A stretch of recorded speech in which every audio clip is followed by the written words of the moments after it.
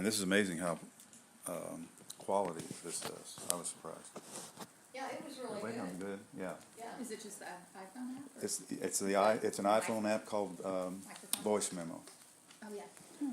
and it, Yeah, it was clear as Well, could I be. have one on mine that I can record on, but I don't know how long mine will run.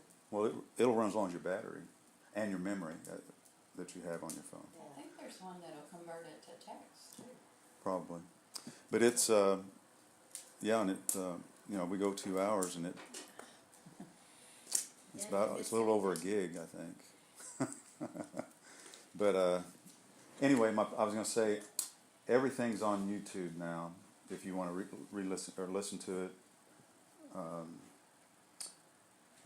and just Google my name and YouTube, and it should be there.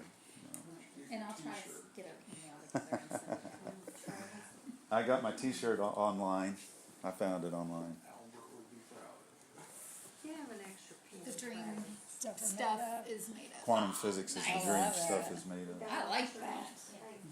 I got one from the What the Bleep Festival when I worked at it. Did I ever tell you I did that? I didn't know you did that. Yeah, my friend knew one of the producers of it, Betsy Chase, and which now I'm realizing there's kind of a big full synchronicity with that. So she asked me, she's like, I'm gonna do chair massage and stuff at the What the Bleep Festival. Do you want to help me? And I'm like, oh, yes. So I got to meet some of them, and I got the Down the Rabbit Hole version, and Betsy signed it, and one of the other girls signed it. Yeah, And then I got met that too. Betsy in the Unity of Music City in Nashville. She came to speak, and my friend lives Now, down is there, this and a- she's like, "You need to come meet this later." And I'm like, "I know who she is." Betsy is the one on the movie, or No, she was one of the producers. producers? Yeah. Okay. And she's written a book called Tipping Sacred Cows that is really funny and interesting about looking at different religions See? and stuff. She's going crazy over my boots here. But anyway, yeah, I wondered when you mentioned Betsy, I didn't know her connection, but Producer. that was all the way back in 2004. I think. It's awesome. Okay. Well, as usual, of course, we met Sunday, and after usually we meet, then I get up and I think, okay, get into my mode and think, what do I share this time? But we're going to do what we did Sunday at the end. We're going to do a meditation.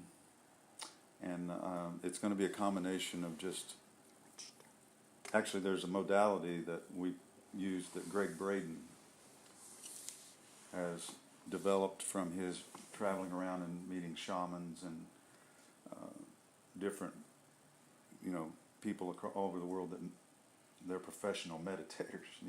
This is what they do. So we're going to use that, and we're going to incorporate the Psych K position, because I went through that again with Dr. Lipton on that video I watched called The Three Amigos. I haven't told you this, I told them Sunday.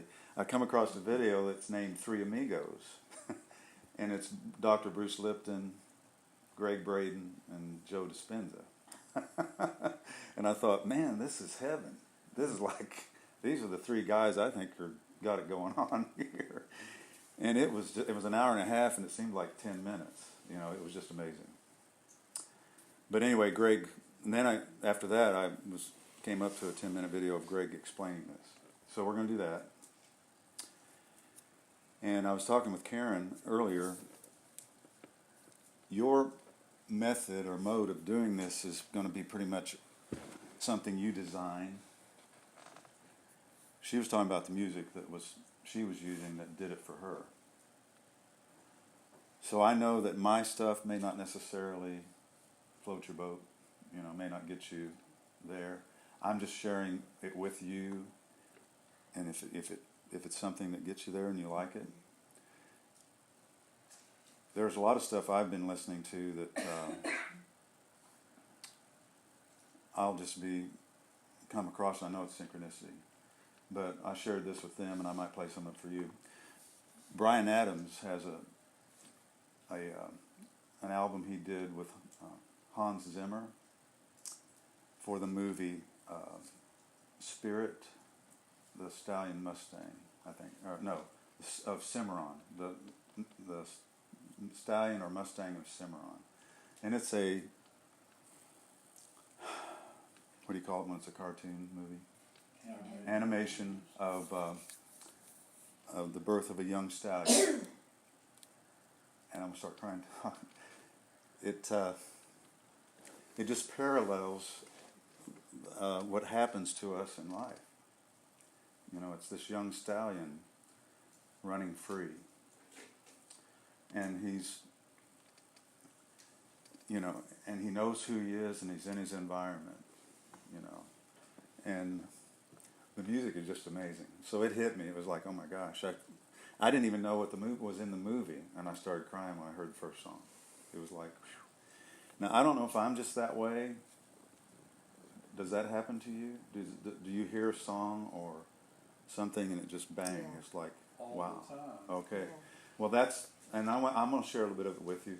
But then I watched the movie and I thought, oh my gosh, this is just, it was an amazing thing. And of course, the stallion grows up, and then there are the cowboys that break horses that catch him. See? And he never does get broken, and he escapes eventually. And this young Native American, they capture too. So both of them are tied to a post separately. And the little Indian helps him, Native American helps him escape, and they run off together, you know. And then you end up going through some things to get back home.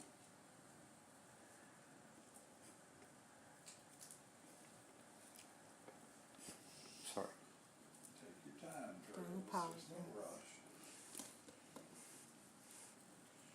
Isn't I that know the movie? But that exact feeling.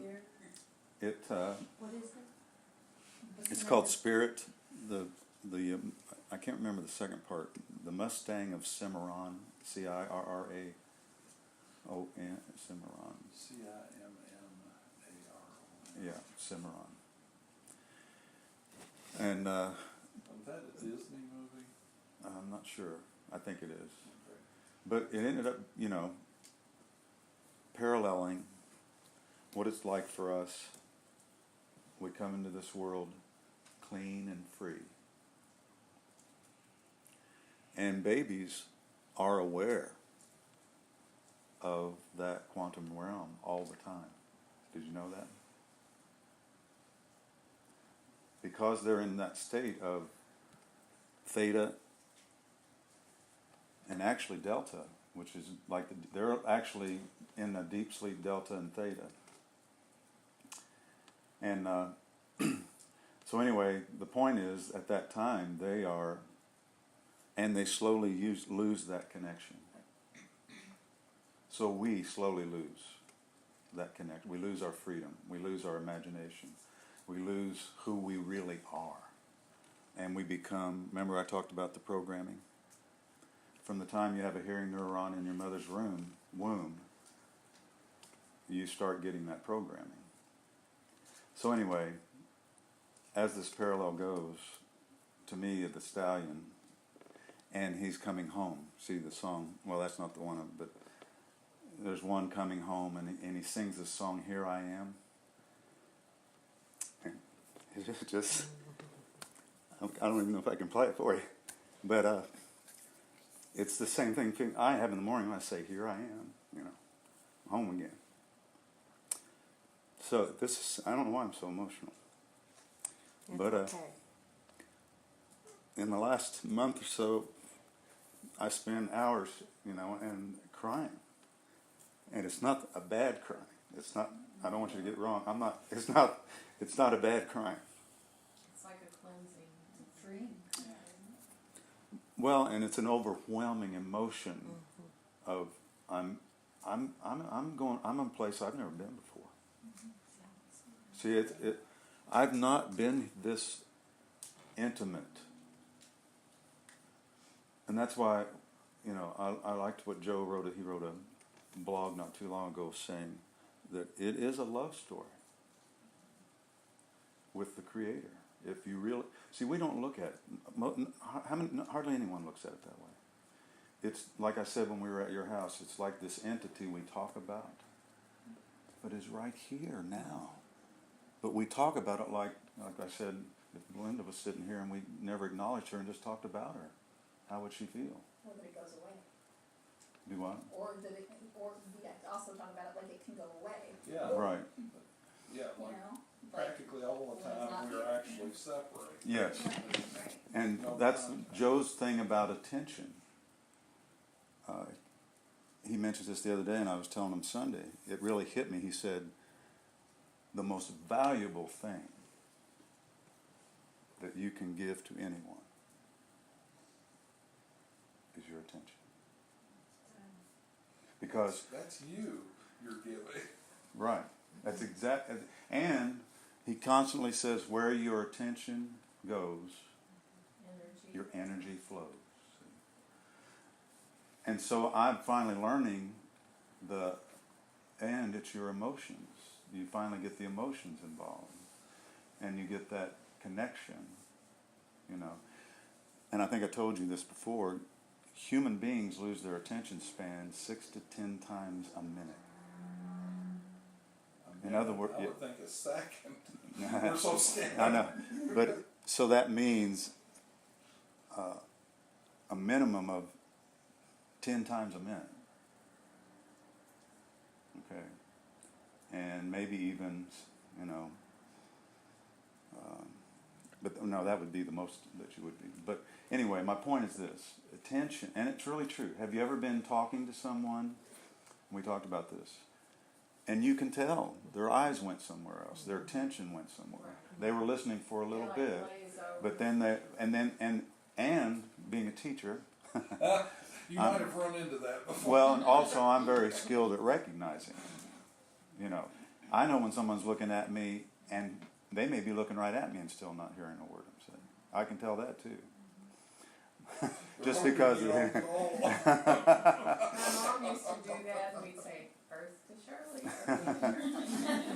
But I also noticed that Joe in his seminars and his workshops, every little bit he goes, "Are you with me?" Because he said that to them. He told them about losing their attention. So every once in a while, "Are you with me? Did you hear that? Are you listening to me?" So, but that is something that's honing in for me because I'm practicing it in the morning. See, and that's how he healed his spine. When he started out, he would lose his attention all the time trying to focus on the creator and the source of healing. And he said, I'd go for 5 minutes, then I'd be thinking about something else. Then I got to 10 minutes, then I got to 30 minutes, and then wasn't long till he got an hour. And this is what he taught me that I'm teaching you or sharing with you. You can get there. And I'm talking about your attention on the creator. I'm telling you, I'm literally experiencing the rapture. I'm like, and it's like it's like he says about his groups. When they're in that state, they don't want to leave it. They don't. I mean, well, you're in heaven. So Yeah. you literally are one with the Creator, and you're emotionally feeling. And the other thing is this: I don't think we think that the Creator has emotions. Yeah. See, I believe, and I wrote my song "We Are One."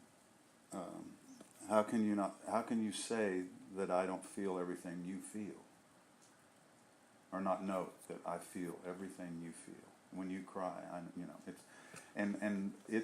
So I think that's one of the biggest things for me is realizing that it's a love affair, and it's a feeling like when you first time you fell in love, you can't wait in the morning to talk to that person or to see them again. And I'm not talking about manufacturing and faking it. Now, initially you may not feel it when you start. Because I don't every morning I get up, it's not initially a feeling or a sense that I'm into it. But now I'm finding triggers now, like the music and I mean, just like that, like I can't talk about that.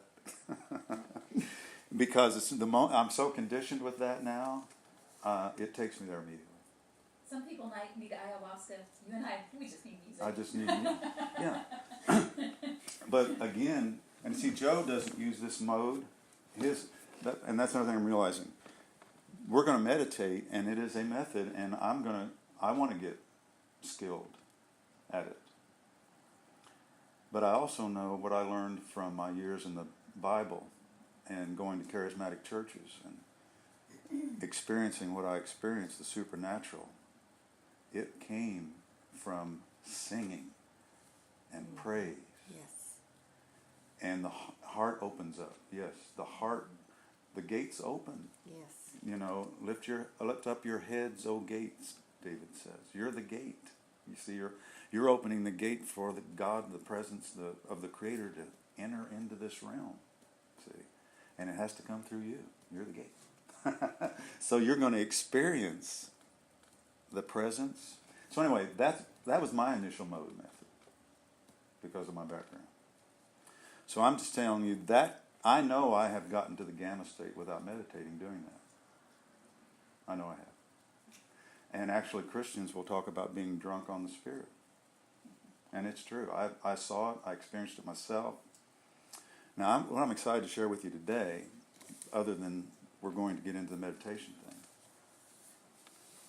thing. Remember the stuff we talked about, the energy field, your electromagnetic field that you project. Yes. And at its fullest, when you are in the gamma state or in your highest vibration, you are literally creating a sphere of energy 9 meters in diameter in all directions. Well, I was reading Joe's book, the rest of his book, Becoming Supernatural. Oh my goodness. And it's like, they're doing the science to measure this stuff in his groups. And now he's found out that the people that have practiced in his groups that have really got it down, he'll have 14 of them together. And he said the amplification they measure them alone first. You know, like my amplitude, what it would be if I was at my peak. And they'll measure somebody else's. But when they come together and they're within intersection of each other, you know, the bubbles are intersecting, it's off the charts. And he said that's going in, they've proven now that energy is going into the quantum field and becoming non-local, which means it's everywhere. And again, you've heard me say this before, doesn't it make sense that Jesus said where 2 or 3 Yep. are gathered? Now, remember when I taught you about the word name? It doesn't mean they're together because they say the name of Jesus together. What does the name mean that I explained to you? You remember? Is it a certain vibration? No. Remember, anything that has to do with the nature of... When you talk about the name of God, there's like 7 or 8 of them. The Creator is the Creator is, I can't remember that one. El Elyon is the Most High. And then there's Adonai. And then there's, El Elyon. I mean, there's like, I can't think of all of them right now. Elohim is the Creator. But the name that you're saying is not like, oh, there's Travis. You're literally describing what they are. So when you get together, two gather together in the nature of Jesus, in other words, oneness in love and compassion. See, you need to change your perspective on what that means. That's why they changed their names in the Bible when they changed. Why Saul went to Paul.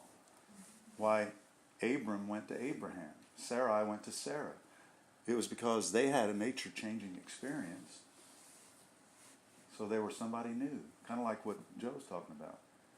Learning how to break the habit of being yourself, and being someone new. See? So, yes. I want to share that I am going very slowly through a book by Emmett Fox. I know, I've heard of him before. that is called Power Through Constructive Thinking, and I have read him before, and he is very good at translating, like you're doing right now, what the name means, and he takes things from the Bible and explains, like right now it's in the Psalms, and he explains what this meant at that time is not what we conceive That's it exactly to be right. now. That's exactly right.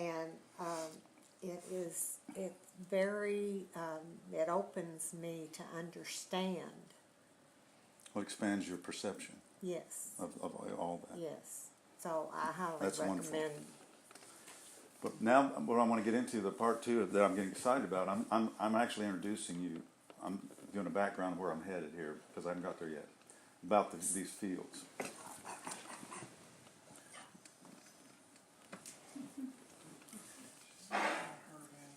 No, I don't want her eating the food there. There's food there in the bowl. Oh, That's for you all when we have an opportunity.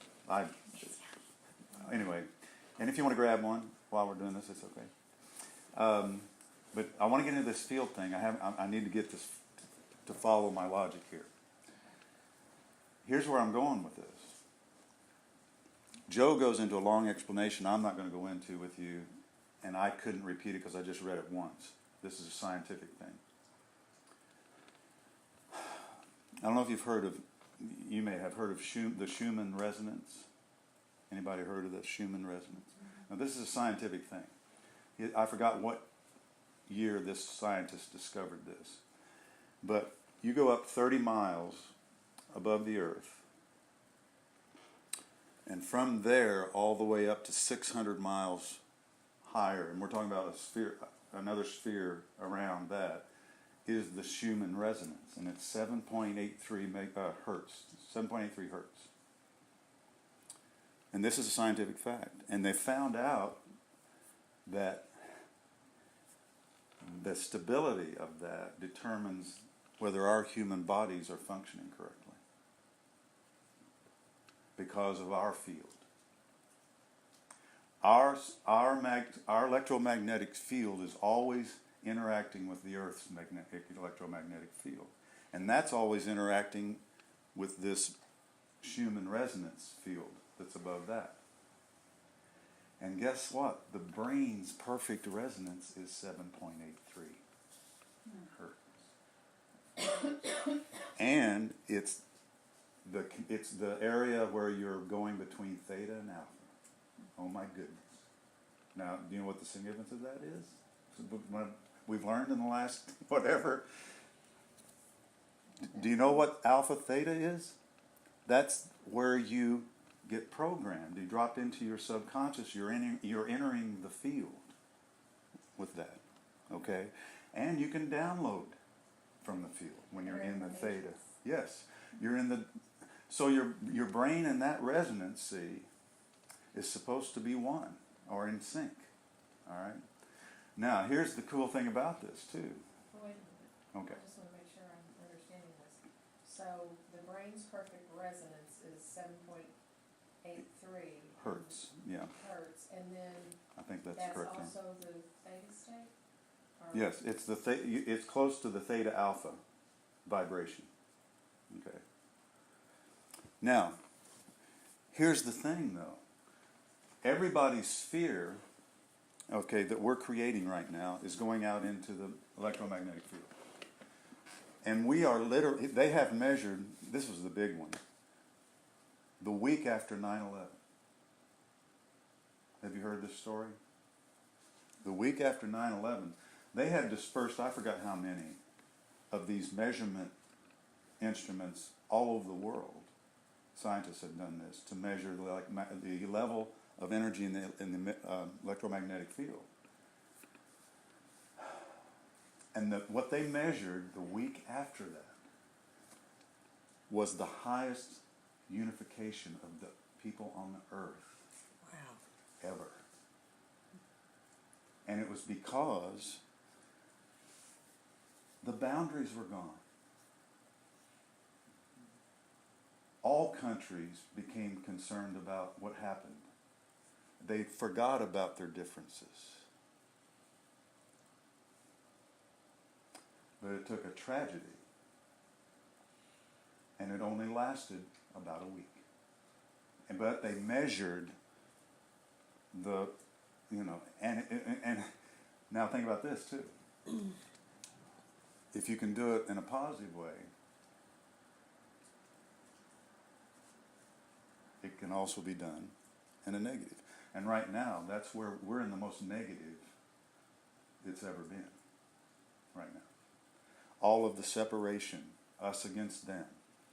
And I'm talking about countries, I'm talking about big waves from countries and people that are in agreement together to be against you. And this group's in agreement and producing.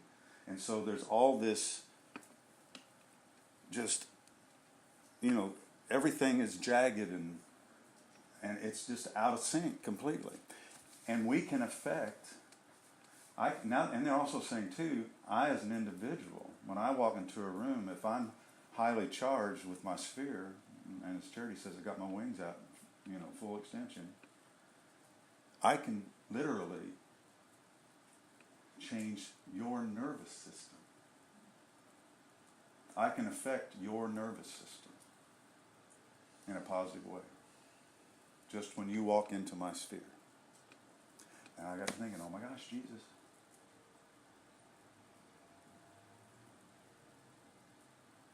And when they touched him, the lady touches him and gets in his sphere and touched his garment, So we are all constantly, always sending a certain type of energy, good or bad, always, into the electromagnetic field of the earth. And that's why when someone walks into the room, comes in a bad frame of mind, it affects us the way that it. Well, you can feel it. Now listen. Okay, let's see if you can answer this question. It doesn't have to. I don't care how strong it is. So who do you think would be affected and who do you think wouldn't? How would you know? And I'm talking about if somebody negative with a negative attitude walks in, which people in the room are going to become a victim of that? Say what? Well, okay, that's a good way to put it. You're talking about what their energy is, equal or less. What'd you say? I say birds of a feather. Yes. Remember the molecules, the atoms sharing an energy. Yes. But what if if they weren't angry to begin with, though? They're not in that state yet. Is what I'm saying. So they're not really vibrating with the person yet. What would give that power? A recognition, vulnerability for that person to be changed and not choosing to change. I'll tell you, but I'll tell you what it is. It's because they're in their zombies. If you are in your programming, Past trauma experiences. but remember, the public is in their programming 95% of the time. So you have buttons to be pushed. So when someone walks in and you are going to most likely be in your programming, then they can affect you. So see, if I walk in with a real positive energy, I can affect even the people in the programming, too. Because they're still open and vulnerable to be persuaded, see. So is this making any sense to you, see? But when I say 95% of the time, I'm not there. I'm not in the 95% anymore. I already know that I'm not. I'm not saying I'm perfect, like Jesus maybe walked around constantly okay in the 5%, on the frontal lobes and connected to God constantly. I'm not there, but I also know I'm down to probably 50-50, at least. Because, like I said, I'm riding in my car, and what am I doing? I'm going back and I'm thanking the Creator. I'm thinking about that song that gets me back in the presence. I'm practicing doing this all the time. So do you understand what you should be doing? See? Then you become invulnerable. Think about this. You are emanating this sphere that is literally the most powerful vibration on the planet. And you could probably go into a hospital room and lay hands on a sick person. Are you getting this though? Are you seeing what I'm talking about? All right. So, but you have to become that frontal lobe observer and say, okay, whoops, I went back to my programming, and then say, I'm not going to stay there.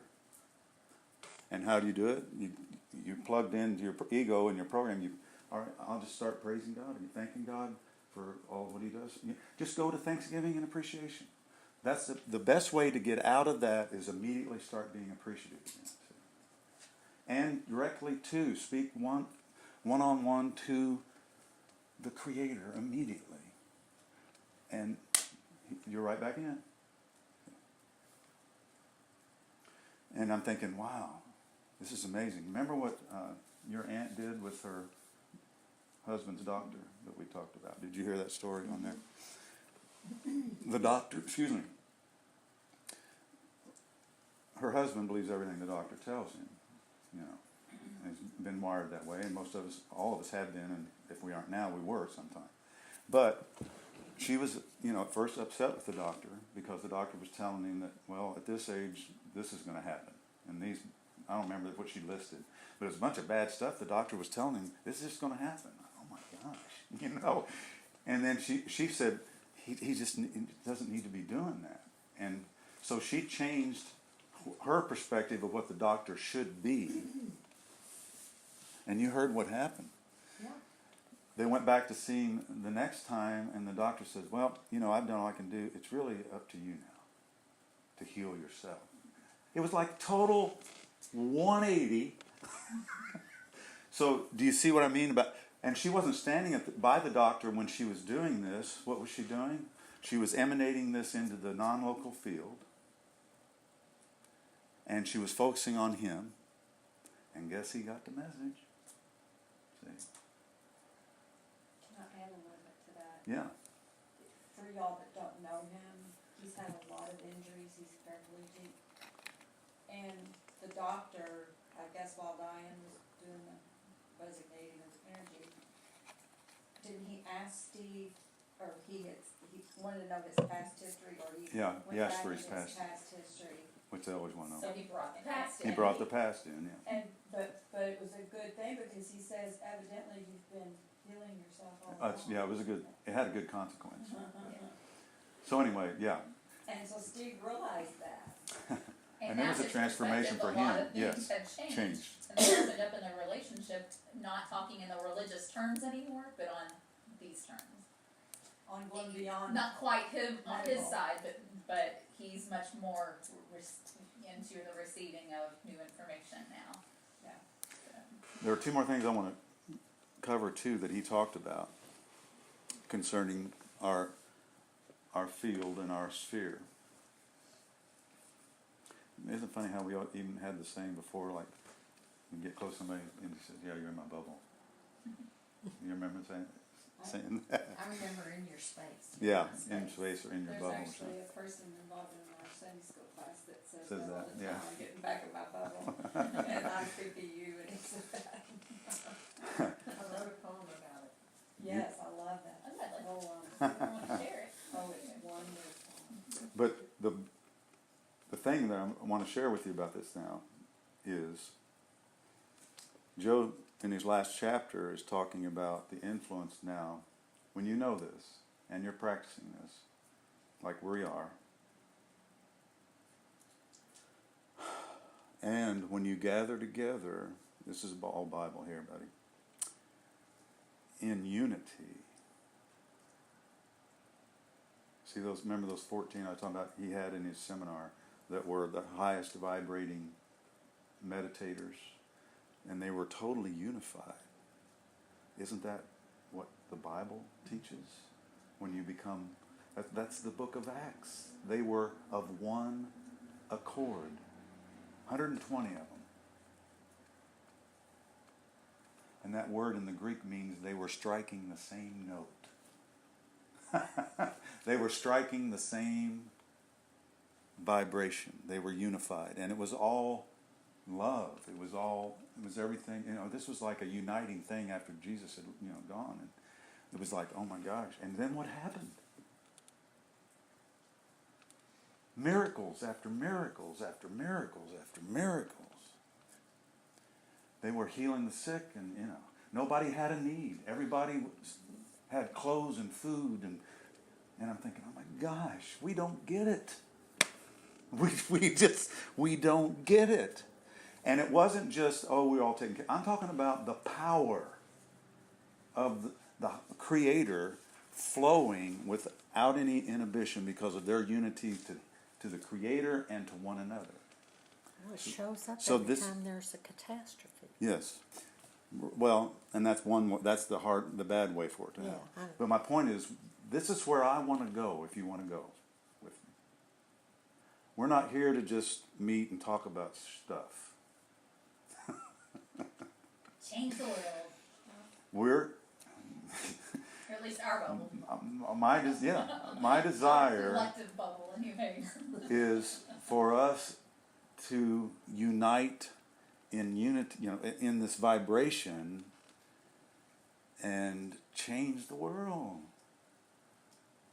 I mean, he talked about it doesn't take the exponential factor when you get to a certain point of the number of people is phenomenal. I mean, they were doing all these, of course, you know what Lynn McTaggart's done in her Intention of 8 all over the world. She's changed countries. They've changed statistics of murders in countries. Having 100,000 people meditate but you know what else this hit me? All this anger and this stuff going on. Right? Do you know it also is what causes the weather? Yeah. Think about it. The electromagnetic field you're sending out into, what do you think affects the weather? What do you think changes the atmosphere and all this stuff? We're the ones causing the hurricanes. We are the ones, the turbulence of all of this, and we think, it's an act of God. It's actually now, I guess it is. It certainly These is. gods, yes. A God through us, yes. Yes. Because guess who has dominion on the earth? Who did he give it to? Us. Mm-hmm. So it's submitting to us. It's submitting to our vibration. Mm-hmm. So we're creating those hurricanes and all that stuff. See? Now, I'm not part of that. But I'm saying in general, if you have been in the fight, or if you've been angry and aggressive and separate and us against them, you are part of the problem. You're part of the problem. I've been there. I've been part of the problem. I admit it. I've done it before. I've done it. But I'm sure glad I know about it now. I understand it more now. And like I said, it's so cool that these guys do the science. Because you don't just have to believe it because it sounds like good New Age stuff. Like it feels good. It actually is true. It is actually observed in the effects being changed by these things. And it's science. Like I said, this human resonance part of it. I have a question. Okay. The first time you mentioned this before, because you did, I can't remember if it was Becky's or where, but it popped in my mind of Jesus multiplying the fish and the loaves when they needed the food. And then it popped into mind of him taking and making more wine at the end of the wedding. Mm-hmm. And I'm thinking, okay, so he can make good wine, but the people also knew it was good. They knew the difference. So were they? Remember that? They tasted the difference in the wine. Yeah, that the glass was better. Yeah. So were they resonating also in a higher Well, it's just energy field at that time? they didn't have to for them to taste it. It just was a better But quality. they could have been. They could have been, but I'm just saying. We can taste a better quality of something, Mhm. tell the difference. But yeah, you're right. They might be. They could have been. They could have been in that celebration state. They could have where been. everything's happy and And you're right, because rejoicing. even Joe talks about that. Joe's somewhat of a wine connoisseur, He likes red wine. He talks about he likes red wine. But anyway, he said it's funny when you have this, and he named this real fancy name wine. I had no idea what he was talking about. And he says if you give this to the common person that has the wine in a box in their refrigerator, that's the only wine they drink, they don't taste the difference. But he said, but someone that understands the fragrance, and someone that understands where it came from, and someone that has the knowledge and the wiring, actually gives them the ability to taste the difference. Because they know? Because they know, yes, because they've been wired. Remember, you perceive and experience your reality from the wiring in your brain. So the people that hadn't been wired to recognize the good stuff couldn't recognize the good stuff. And they actually did an experiment with that. But you also remember that we talked about this with the messages in water. Yeah. Do you remember somebody giving love to a glass of wine? Yeah. Do you remember that example? We talked about this about 10 or 15 years ago. Yeah. I remember talking about the whole thing. The one glass was prayed for over and sent love and energy to, and it was all the same kind of wine, no difference. And this one just, people go, wow, this is really good. It was better than this. So, again, we're talking about me sending out this love field, even making the wine better. Making the food taste better. Like you've talked about, when it's made with love. Remember we talked about that back then. Yeah. We talked, when it's prepared with someone that's giving love and putting it into it, it will taste different. You're changing, you're not changing matter with matter. You're literally transferring matter from the quantum wave, see? You're changing it as a creator. It's going back into the wave and becoming different particles. It's going into your wave of love and coming out different particles. Are you following? My Coke every once in a while, I have a glass that has love written all over it. Well, remember John was... Thank you for making this so Yes. healthy for my body. Well, that's good. You remember when John was here, though, and we talked about making glasses with the sayings on it to make for water? I found one. But we were going to do that. We were going to create a product, Like water bottles. or water something. bottles that had Yeah. been blessed or Yeah. like with love, and so that it would change the chemical structure of the water and make it good. So anyway, we're back to that. But this is what we're talking, it's the same thing. Okay. You going to say something, Becky? Did you get to finish your statement? You were going to say something. I think we need to talk with Aunt Diane, because I've had an idea for the past year about some positive things, and now you're bringing that up. So, and she brought up her story last week, so Yeah, you're right. there's 3 here. For sure. Well, I'm saying there's 3 that brought up the same thing, so let's get back to that. We're talking about please. creating, aren't we? We're No. talking about creating. I just wanted to add, I saw a recipe this morning and it had all healthy ingredients listed, but then it said loving preparation. Did it really? Yes, it did. Wow.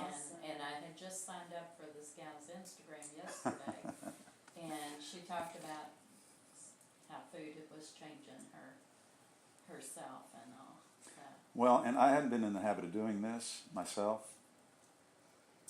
but I make a smoothie every morning that's all organic stuff.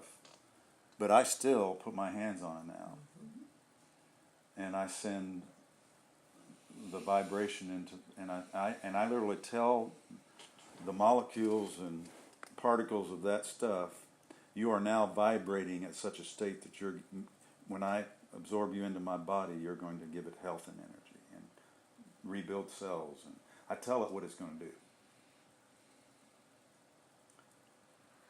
And I used to, like we talked about, that's really the praying for your food thing, not just sitting down, thanks God. Right. Yeah. The real blessing, the food, is sending your energy Right. as a creator and your dominance over creation and making sure it's in the right state for your body to get good out of. So I really believe that. I believe you can do that with everything. But again, remember what we talked about? If you're more matter than energy, though, you're subject to those physical laws. If you're operating in your programming, if you're operating as more matter in your vibration than spirit, you're subject to the Newtonian laws. You have to be operating from being in spirit to manipulate and not be subject to. Just like the guy in the Bible that could drink poison and didn't kill him. Do you know that I saw a documentary on Discovery Channel that went to one of these backwoods churches that had snakes and drank strychnine? A guy drank strychnine that would have killed 10 people. They took the strychnine and tested it. The Discovery Channel people. When he drank it, it did nothing to him. That's the biblical thing. But he was in this worked up, vibrational worship and praise and excited and faith. So where was he? He was more spiritual than matter. If you're more matter, that poison will kill you. But if you are more spirit, it can't kill you. See? And that's what I'm talking about. If you want the physical laws to be subject to you, you have to be more spiritual than you are matter. More energy than you are matter. And that's the sphere thing. Again, we're back to the same thing.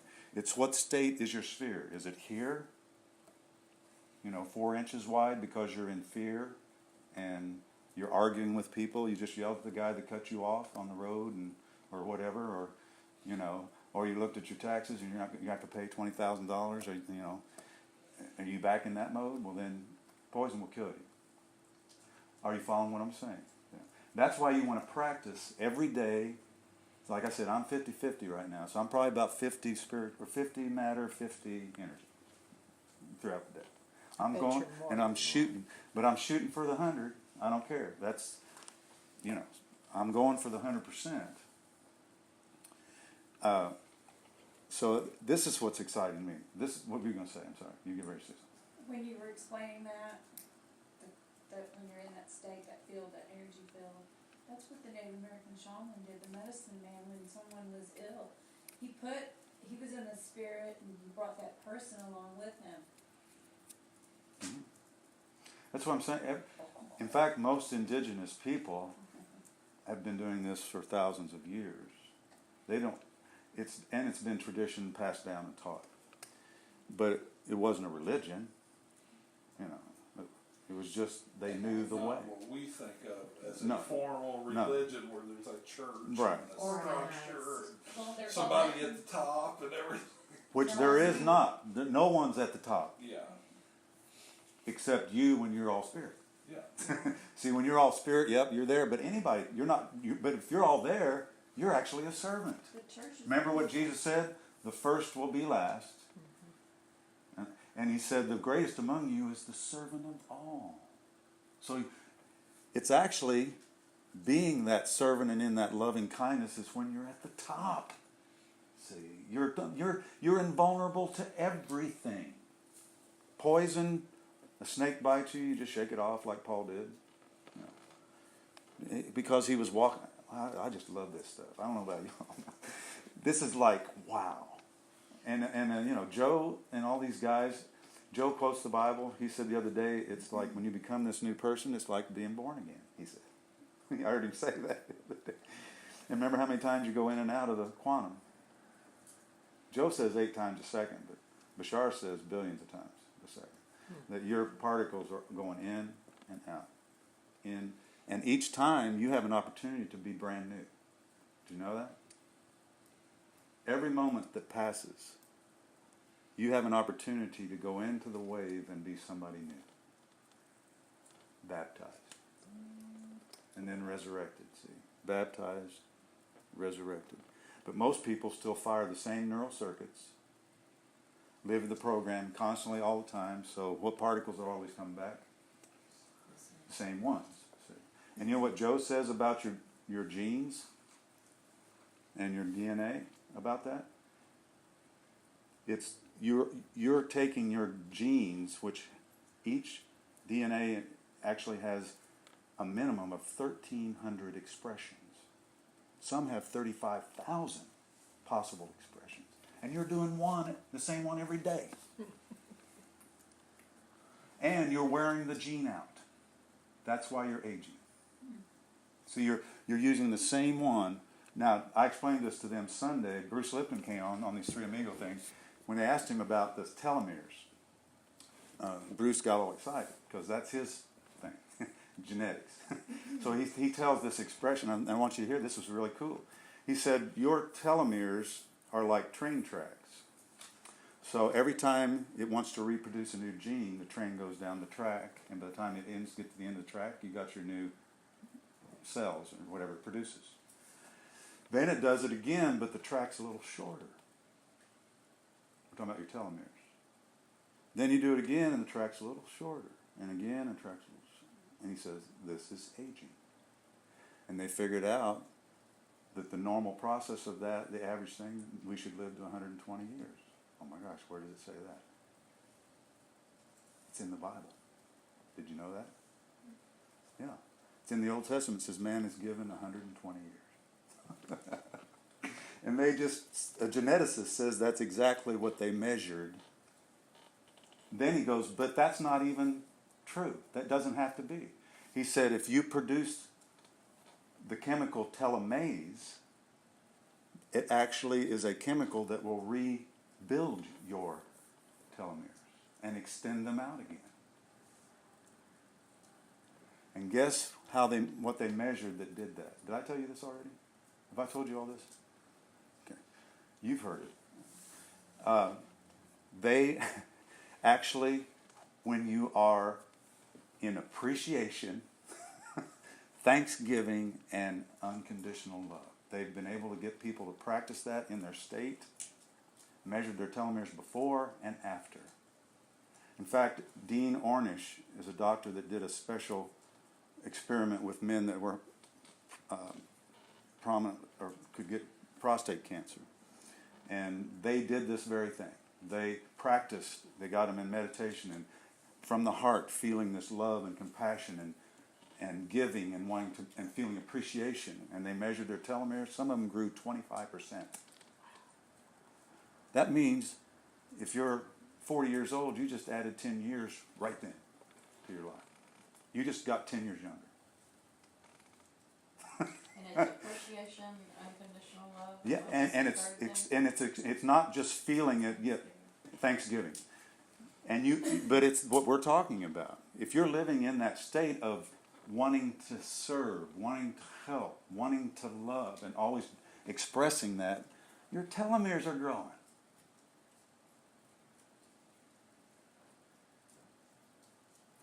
So guess what we just found?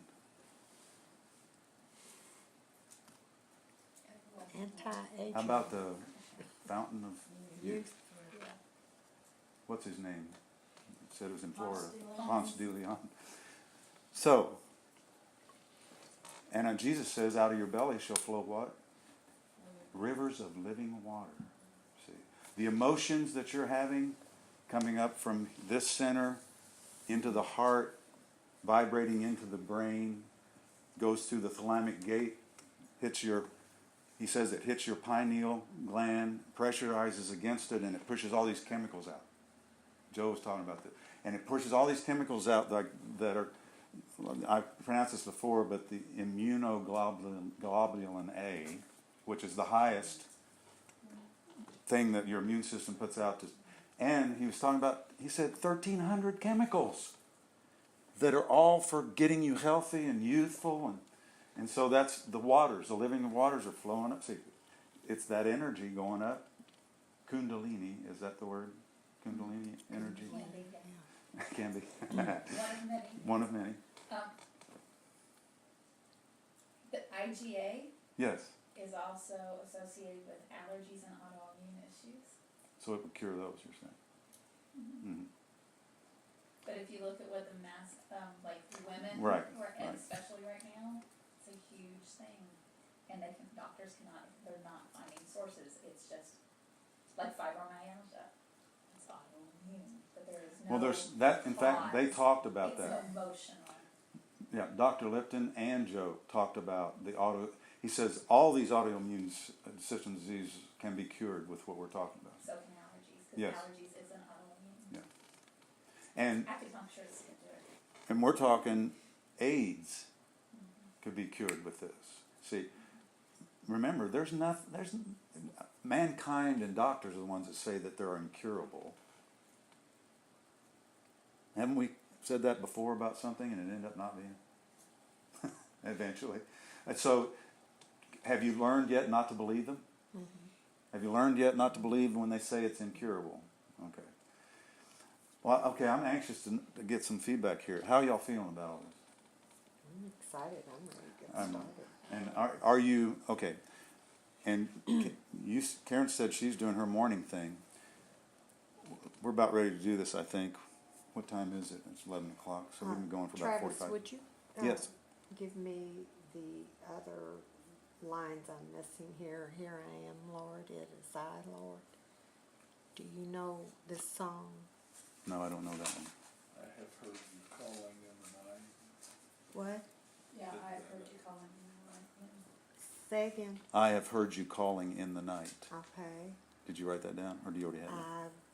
Here I am, Lord, it is I. I have heard you calling. You need to write that down. See, all you have to do is Google that, and it'll find it. Yeah, I know it, it does. Yeah. I just have to think of it. If you have a partial lyric, it'll find the rest for you. Does anybody have any questions? Or so I love this thing, like I said about the. Oh, I got one more. This is a big picture thing with that Joe had talked about when we were talking about the electromagnetic field and our electromagnetic fields and the Earth's and the Schumann resonance. Yeah, don't let him get on that table. I don't want him knocking off stuff. Just push him off. You all are too gentle. I just push him off. He doesn't mind. He can't be hurt. We don't want you to think we're mean. Yeah. Yeah, you have him all the time. Just so he's not. I don't want him to knock over those speakers. Anyway, so that's on the tape again, or the recording. Yeah. All right, but now listen to this. This is really cool here. Or this is really good. Now again, I'm not going to go into the. He had like 4 or 5 pages of science. Okay, but he talked about the sun, not the lunar, but the sun's cycles, and there's one that's like 12,936 years that they talk about. I don't know if you've heard that one. But, and this is science. This is not numerology or astrology. This is science. They're talking about the activity of the sun. It goes through a cycle every 12,900 some years. Are these the ages? Yes. Okay. Yes. Exactly. First you said the moon, now you I mean said the sun. It's the sun. Now, we are, at 2012, we ended one. Yeah. It really did happen. So we're not talking about disaster. We're talking about a new age, and it's the Aquarius, the age of Aquarius. I love that song back in the '60s. Mm-hmm. I might have to play it. Start playing that. Yeah, fifth dimension. But anyway, what we are getting ready. Yes, and we are getting ready though. Joe's talking about this, and this is the same time I've heard it from a different source. I heard it from David Wilcock. You know who that is on Gaia. I'm amazed at how knowledgeable scientifically this guy, David Wilcock, is. Because he spews this science out in words I don't even know what I have to look them up, half of them. And it's like, and he's always doing the solar systems and the things and talking about it. But anyway, we're entering right now to where the solar or the sun is going to start emanating hotter than it's ever been. It has been. I know, it's already started. It's already started. But and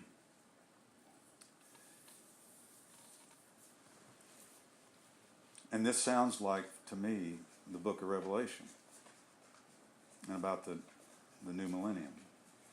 See? But here's what's going to happen. So this is another motivation for you right here. He says that we're going to get the sun flares and the sun, things going on that are going to be so powerful, it's going to start changing that resonance.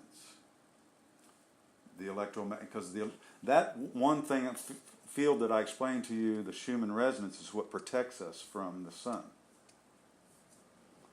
But he says it's going to be so powerful, it's going to upgrade, see.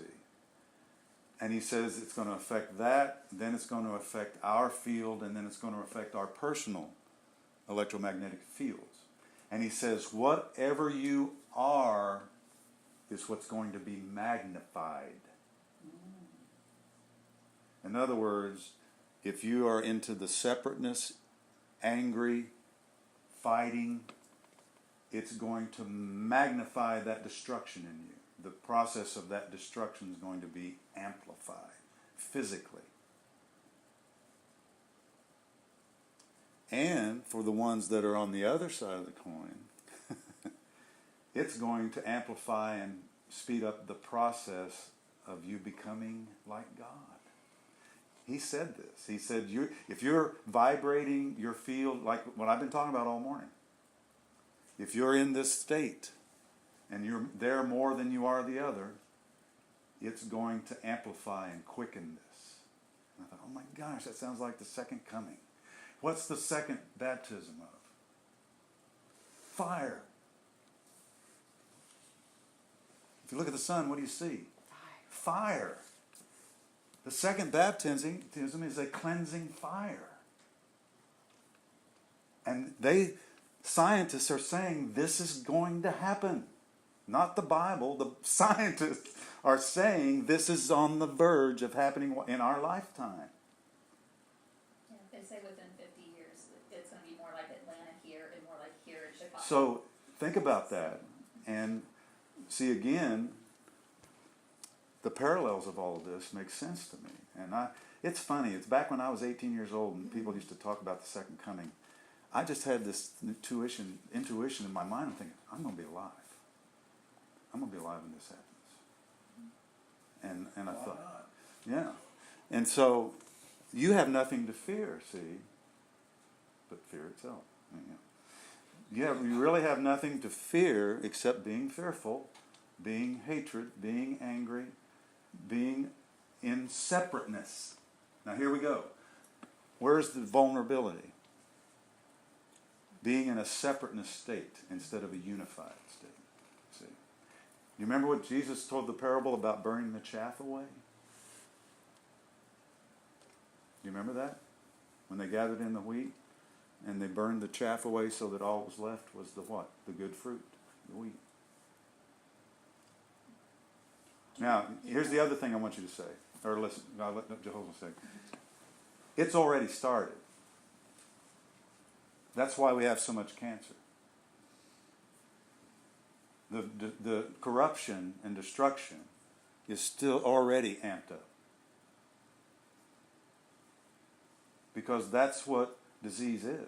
Disease is the result of your vibrations in your field, see? And more, think about how many people dying of cancer. It's been amazing to me how many people are getting cancer. You know, it's off the charts here. Like 1 in 3 people now? For no good reason. Yeah, but except this. You know the reason why.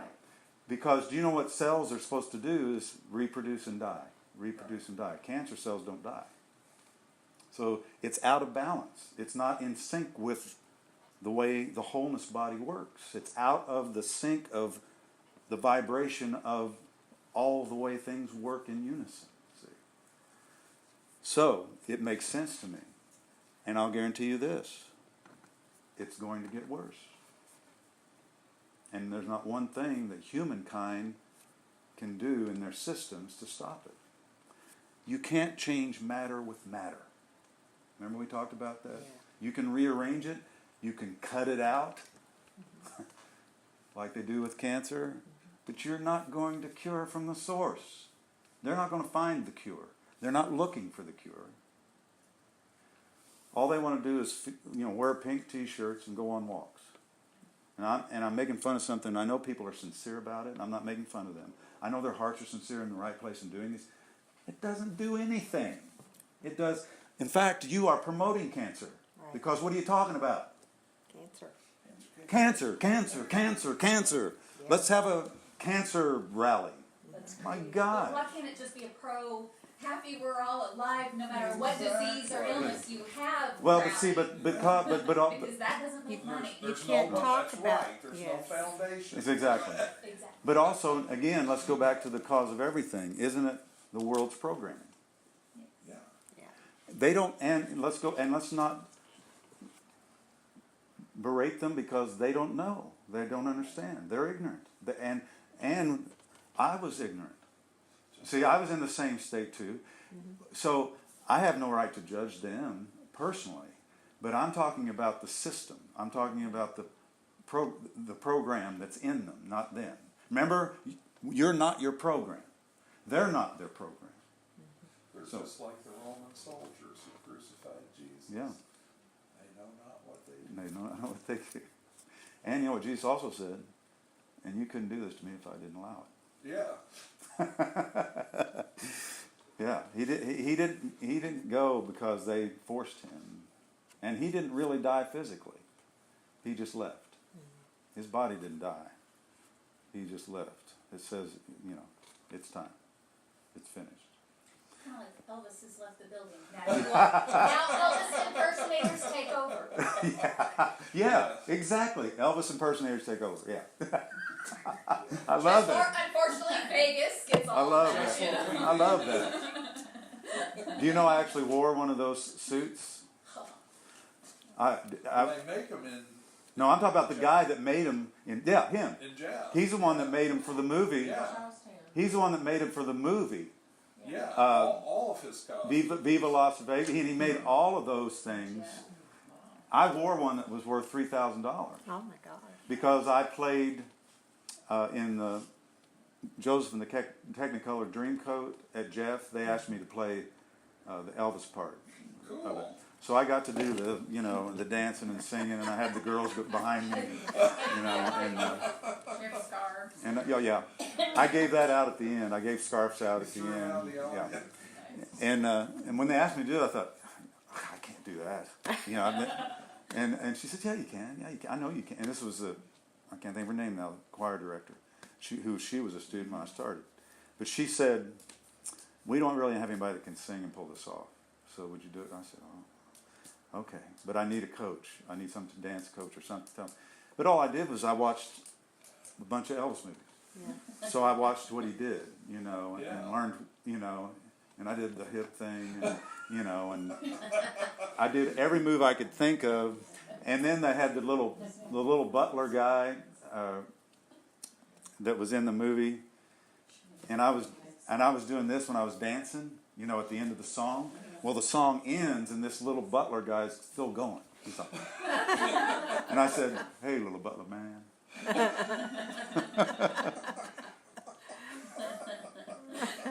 What's the Elvis saying? I can't remember. I said, "Don't be." Yeah, I said, "Hey, little butler man, don't be cruel." And that was all ad lib. Like that wasn't under the line. So I ended up having a really fun time. But anyway, I got to wear one of those suits. It was like the guy that I went to meet. He says, "Yeah, I'm the one that makes them." Okay, all- now did and he that sells them happen? all over the world. All over the world. $10,000 things all in Europe, and he lives in Jefferson. He lives right. It's not And the thing class is, it's at not- Nesto, is it? I don't remember now because it was '94 when I They did that. had a little thing on TV about him. Yeah. About his business. Yeah. So and then they put some thick sideburns on me, and so I looked like hell. Anyway, I don't know how we got off on that. So, That was Charity's fault. oh, that's right. Charity brought up the. All right. Well, so I'm a novice at this. Oh, he's slapping you guys. But when it comes to the meditation thing, and we might want to get him where he's not bothering us because he won't be able to focus if he's. But I'm kind of going to do what we did Sunday. Did you like that? Did it work? It's okay. I'm going to pass out these. You all still have yours? Probably don't have them with you. I've got extras. Find mine, I was looking for. I've got extras. It's at home, You can just give it back when you're done. yeah. This is the Great Braden method thing that I told you about. home. The music was beautiful though. Oh, well, that's what Did you like that? Let's see. In fact, I had tears. Did you really? Good. See, this music, I think. Uh-oh. Be careful. He's up On on. the speakers. I can't. Just don't panic. No, I know. You know what? Here's what we're gonna do. So we can have some peace. What a pretty boy, Uh-oh. guy. I think that, It's a load. You got him? Terry, can you do me a favor? Goodness. Let's put him up. Hi, Let's put him back here in the. what a lovely home pod. I like what you've done with the place. Thank you. Okay. All right. No, I'm kidding. Did I hit it whenever I was over there, or is it sensitive to light or not? We're not gonna be that busy. So we can I mean that long. Take them all the way over here.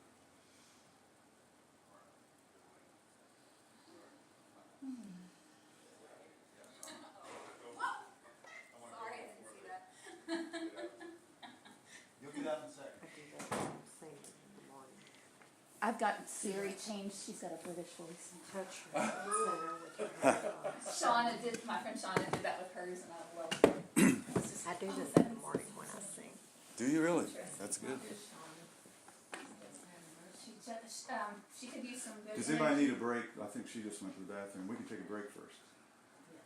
I've had a question on my mind for a Okay. while now. Okay. You were talking about how you fix your smoothie in the morning. You either talk to it or you at least have the thoughts that, this is going to build new cells in my body and things like that. And it hit me. Isn't that exactly what Jesus did at the Last Supper? We think he said, I am changing this bread into my body.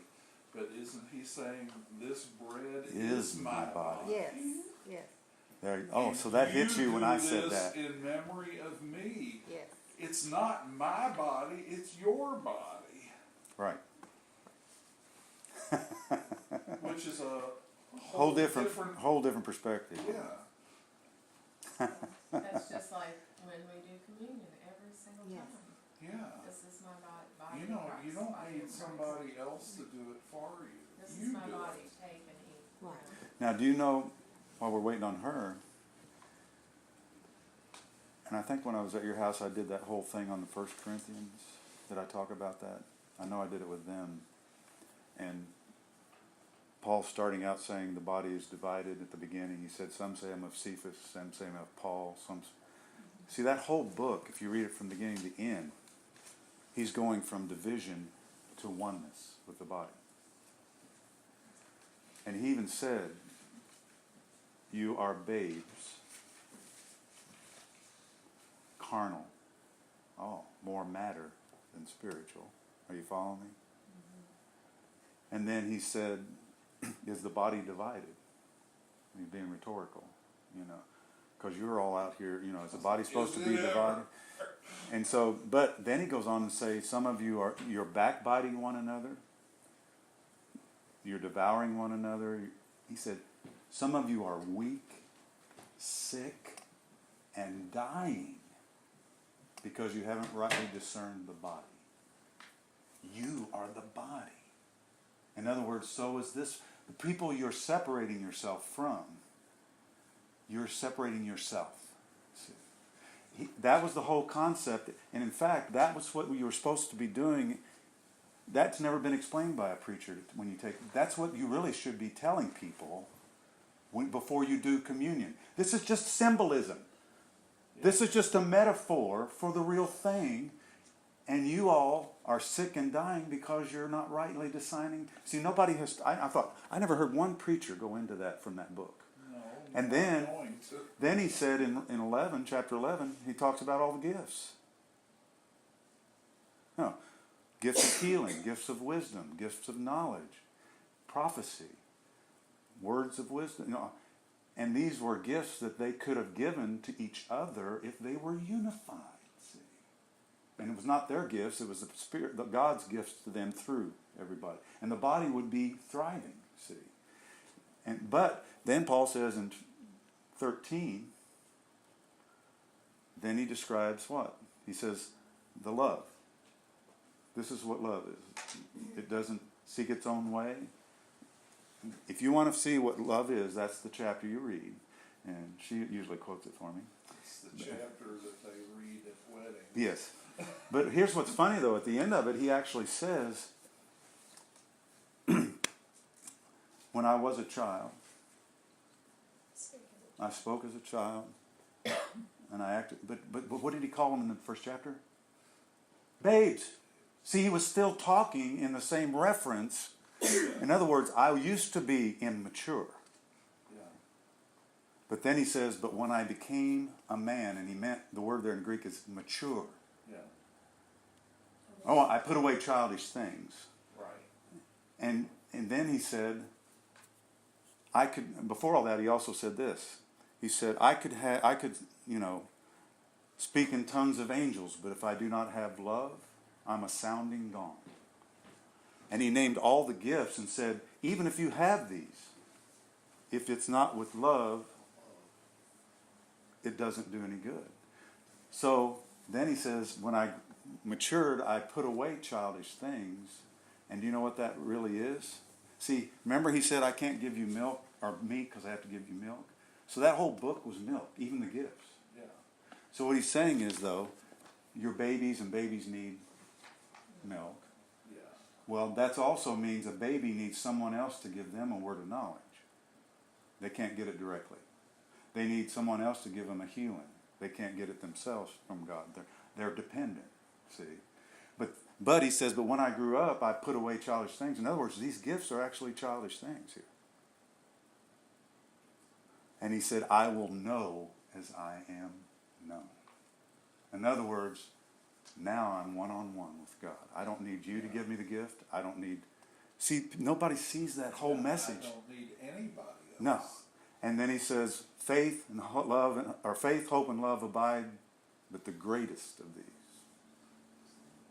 is love. And you haven't matured yet, unless that's where you're operating from.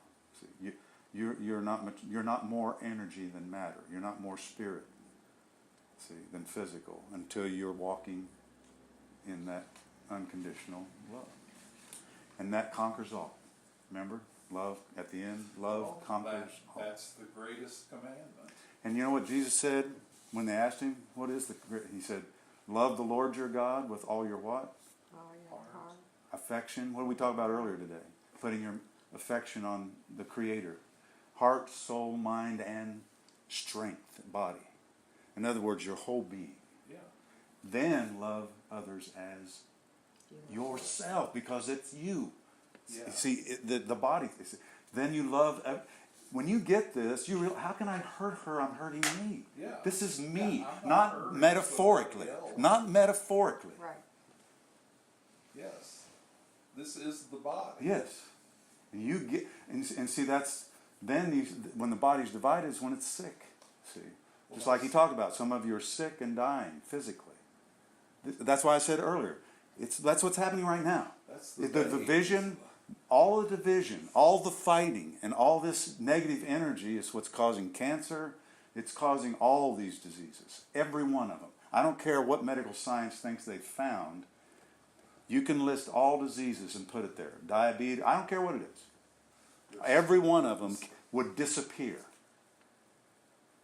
Will disappear. Will disappear. As soon as you walk into that love state, love conquers all. Every physical malady. Now you also got to love yourself. See, there's the other thing.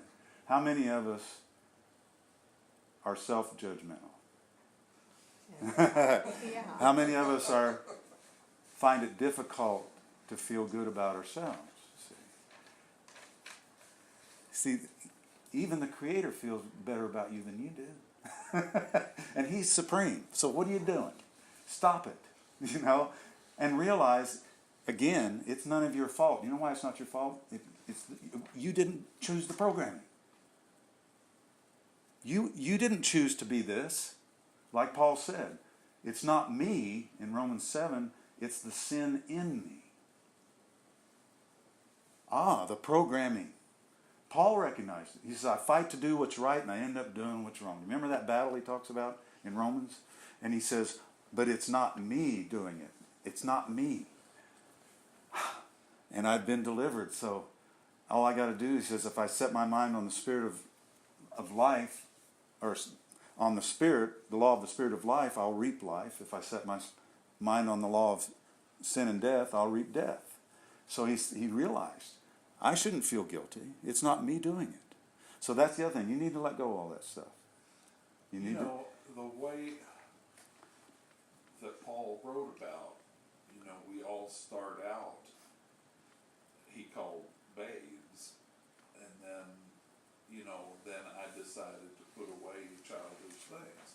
It's as you mature, then you have the choice to make. And like you said, it's not your fault what you were programmed with in those first years of your life, because at that point you did not have the choice to make.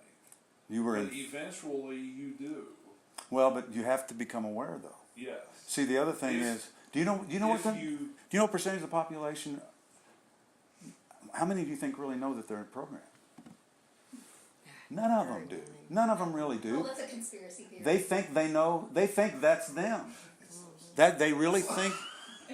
They start calling it their what? My personality. Yeah. They say that's just who I am. Yeah. They've owned it. See, they don't know, and until you realize, you're really not responsible.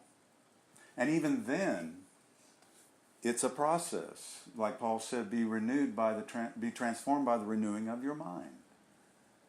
Rewiring your brain, see, and a new person. So it's a process you're going through, but you've never been responsible. See, this is, and even Romans 5:22 says, as in Adam we were all made sinners. That sounds like I didn't have a choice. Right? Kind of does. Remember that? In Adam we were made. Created that way. Programming. Yeah. In the flesh thing. But he says, as in Adam all were made sinners, in Christ all. That sounds like nobody's going to hell to me. All will be made righteous. Everybody. Have you seen there's So anyway. a commercial on right now that Ronald Reagan's son is on about this foundation for atheists. And at the end of it, he says, this is Ron Reagan, lifetime atheist, and I'm not afraid of burning in hell. And as long as he's living in love, he won't. I'm talking about what's coming. Exactly. Are you following me, though? You don't have to believe in God, but you do have to believe in what we're talking about. Yeah. You're still playing. Do you know what? The heaven and hell thing's already now, though. I've already discovered that. The hell is the destruction your body goes through when you're operating in the flesh. It's immediate. It's like, and I got this from Joe. He said, you're not punished for your sins. You are punished by them. In other words, when you're angry, you release chemicals that causes your immune system to go down and you're vulnerable to disease. You may not catch something that'll kill you right away, but you have started the corruption. If you hold a grudge, you've started the corruption. Hellfire has started, see. Jesus said if you call somebody a fool, you're in danger of hellfire. When James says the tongue sets on course the fires of hell, which means you're speaking your own destruction. You've set destruction in motion when you do this, see. So it all makes sense. And if you are created In as the those image. kind of beings, then sinning or missing the mark is kind of expected. Yes.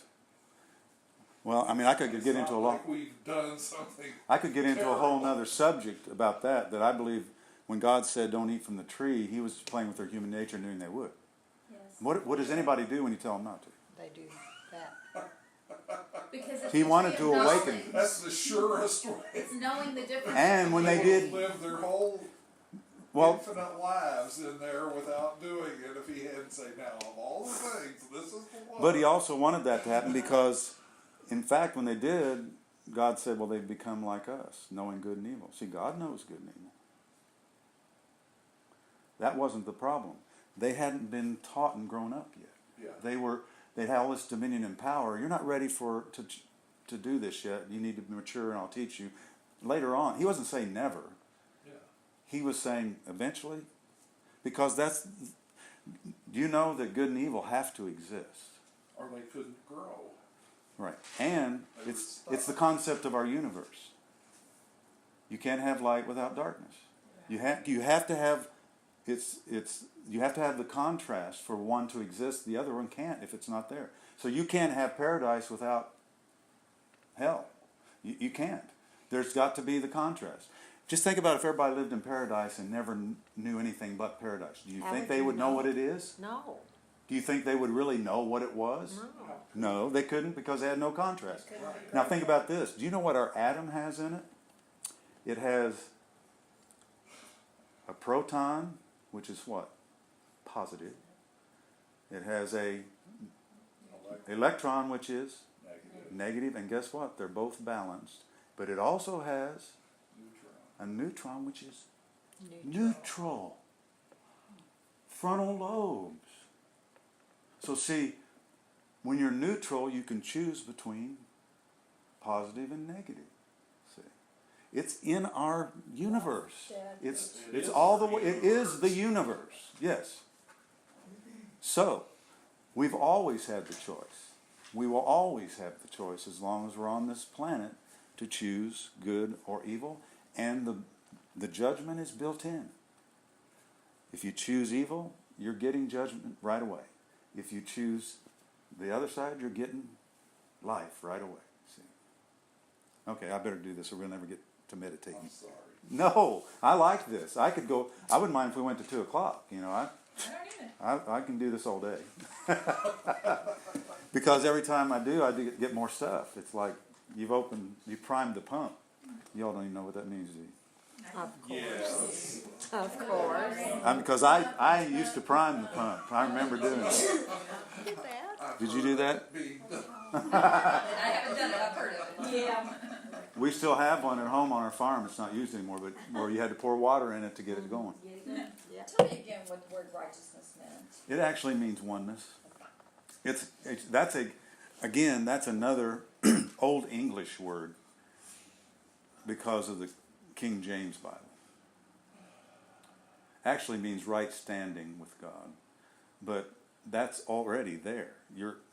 To me, it's realizing that you're already one.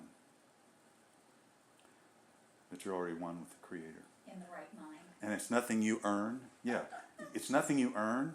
There's nothing you can do to make it happen. It's already true. You just allow it to be in your, There's nothing you can do to make it unhappen. Right, exactly.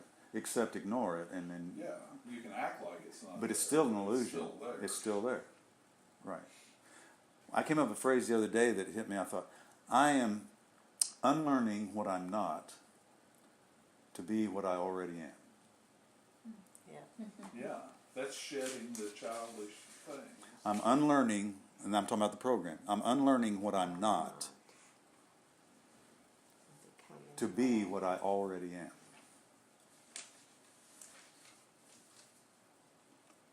Do you agree?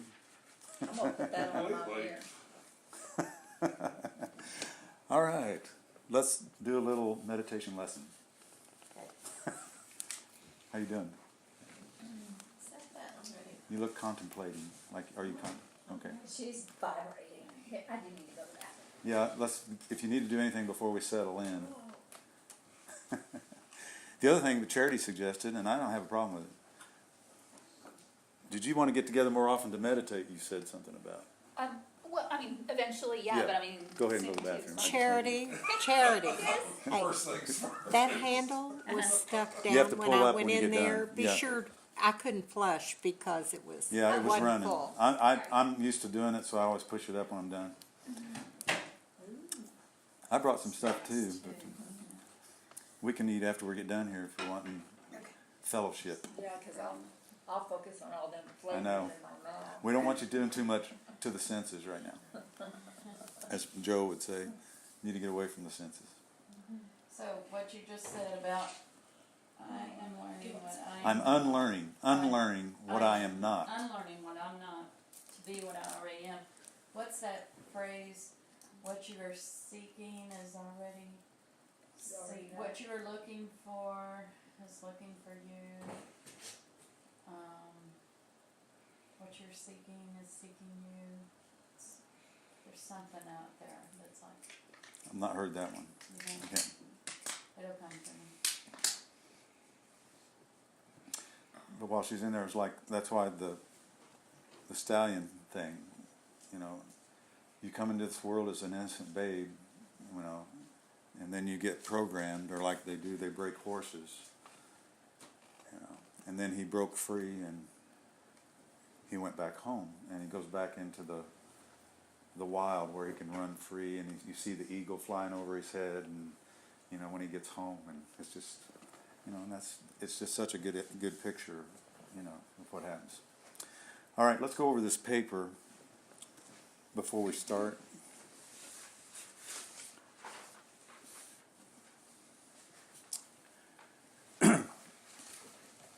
Some of you already know this. The brain has it has 40,000 neurons, and Greg used this term. I'd not heard it before. Neurites. But I looked it up, and it is a medical term, or a science term, about the brain. But he's the one also who said that the neurites are the antennae that pull things out of the quantum. Greg said this too, after I had talked about it. But when you harmonize the heart and the brain, he says the first thing he likes you to do is to touch your heart, so that and when you meditate, so it puts your awareness here. And I thought it's ironic. What do we do when we pledge the flag? You know? Wonder what the source of the beginning of that, how far back it goes about putting your hand on your heart when you're pledging something.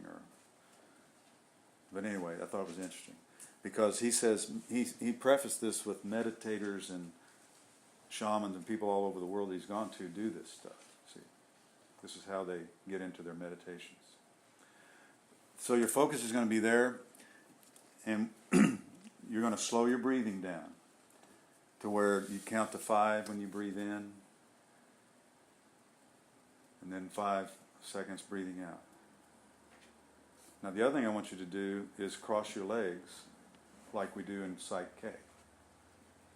Now, do you know why we did that? Remember why we did that in Psych K? You people that did it, she does, because we talked about it. And we also crossed our arms. Okay? We crossed our arms, and this is why, and Bruce explained this, Bruce Lipton explained it. It's because your right brain is connected to your left leg, and your left brain is connected to your right leg, and same with your arms.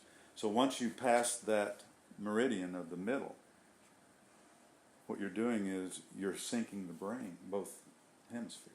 Making a whole. And they're making it whole. Making it one. And that's what you're supposed to do to get into the meditation. It unifies the brain. See? And if you do this, just do this in the breathe. We're going to do that meditation in a little bit, but just do this for a little bit. Cross your legs and arms. Be relaxed.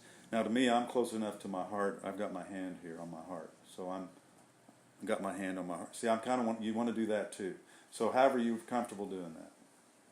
Yeah, that's a good way to do it. You could do it like this, where your hands are like this, so you have a hand on your heart. As long as your arms are crossed. Now, see, I can be comfortable too. I can relax this and it holds. Does yours? You don't have to hold this, do you? Who? Anybody? Can you be relaxed like this and it stays? Yeah. Okay. Because I don't want you thinking about holding it either. Now I want you to close your eyes and start your breathing. Breathe in 5 seconds. Take a deep breath, 5 seconds. And then release it slowly, 5 seconds. I want you to do this for a while before we do anything else. Do it for a couple minutes here.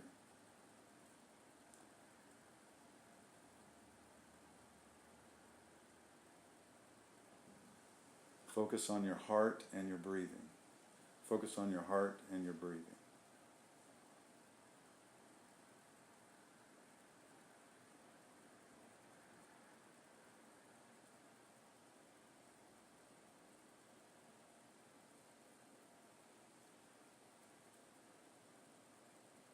And see, I don't know about you, but I'm already feeling relaxed.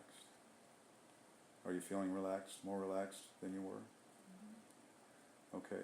Everybody open your eyes again. We're going to start over. Everybody look up again. I'm going to play a song, and then I just wanted you to practice what you're going to do here when we actually start. So does everybody understand the beginning and how to start and everything once you get into the meditation? All right.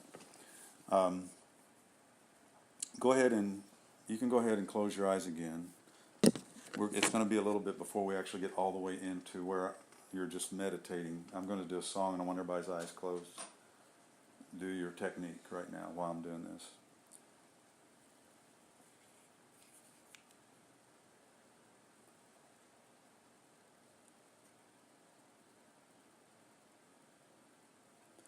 Forget about time, forget about everything else.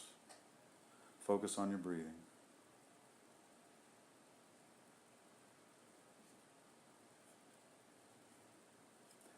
I may do some adjustments here of volume and different things, but you focus on what you're doing.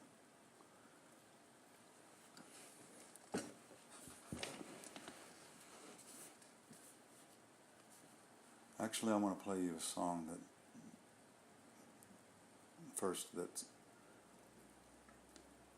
this really did it for me, and I want you to work on your breathing while you're listening. And I'm assuming you all don't have to rush to do anything. We have time here to do this. This song has words in it that if you listen carefully, it's talking about the Creator that's inside you, outside you. It's a love affair thing. Now this actually is a song about a man and a woman, but you can translate it to your relationship with the Creator. This is one of these songs when as soon as I heard the music, I didn't even know what the words were. It just took me away. So let that happen.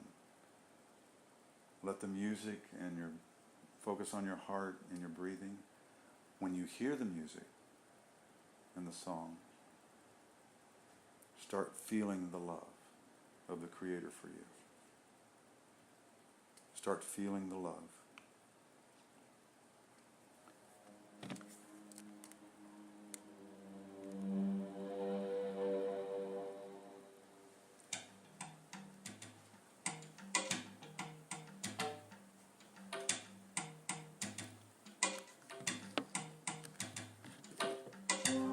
When you first found love, was it all that you had wanted?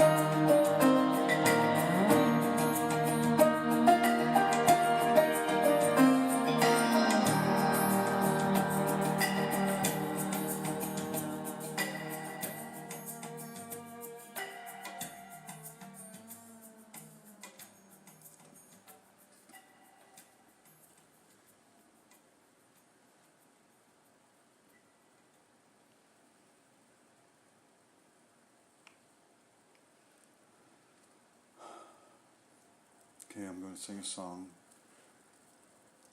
Keep your mind on the breathing and the heart and the Creator.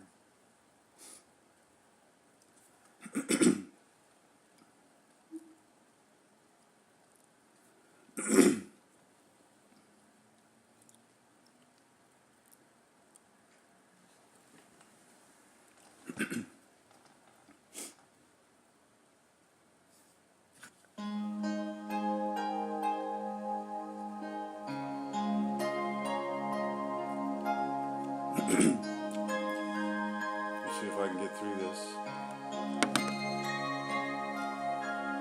In this very room,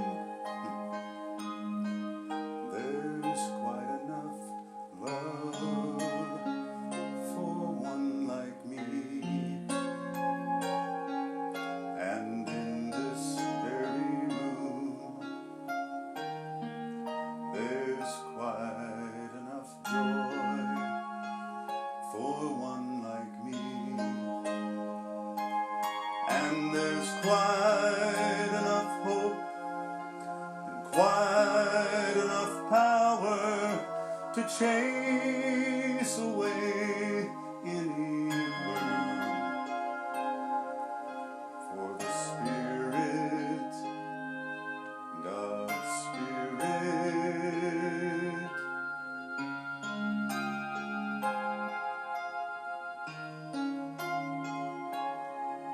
is in this very room.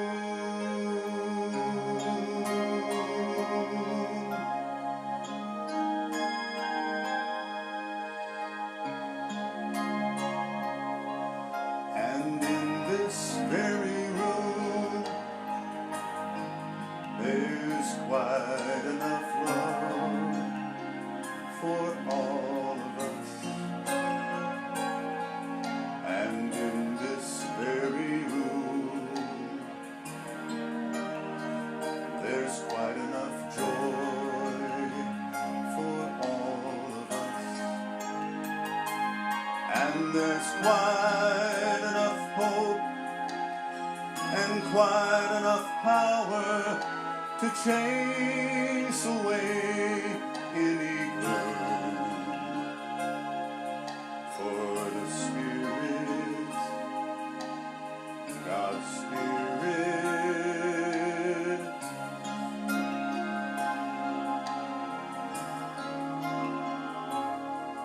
is in this very room.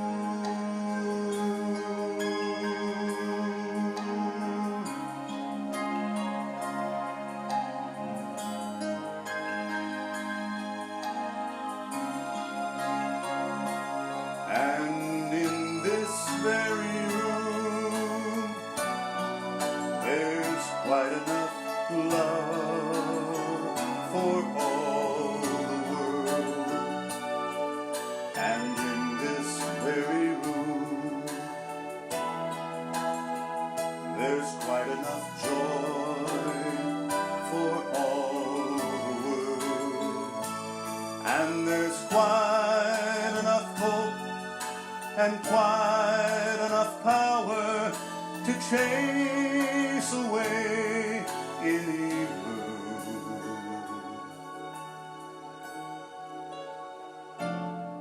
For the Spirit,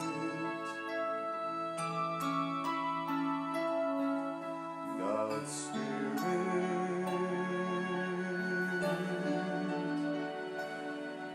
is in this very room.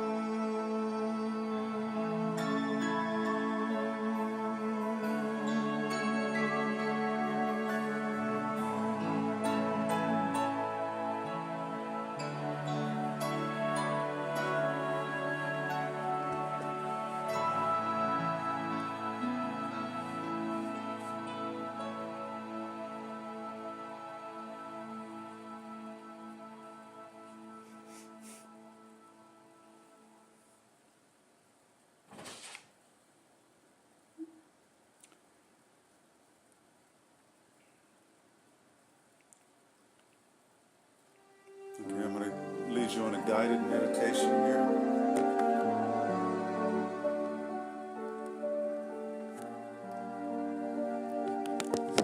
I want you to think about right now laying back into an ocean of light. Total trust, just falling back and just floating in it. Floating in the energy light field that's your creator.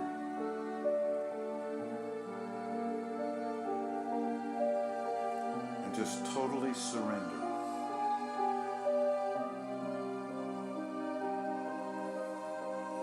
Surrender with your deep breath.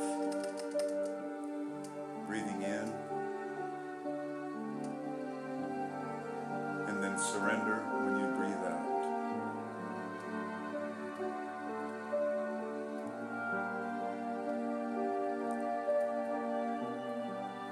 Feel its loving kindness and compassion in your heart.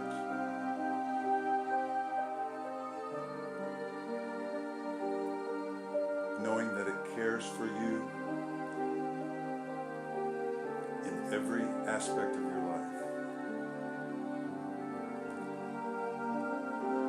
In fact, that's the only reason our Creator exists, is for us.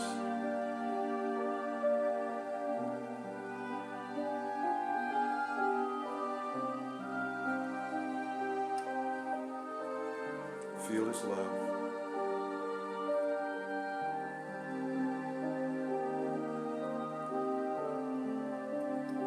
And just surrender more and more.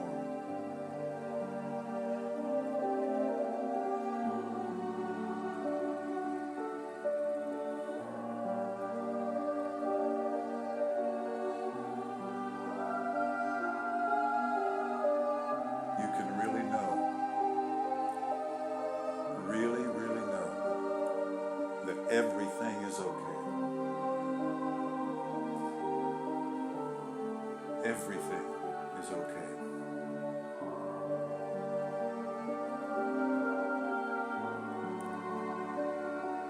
The all in all makes it that way, not you. It's already done.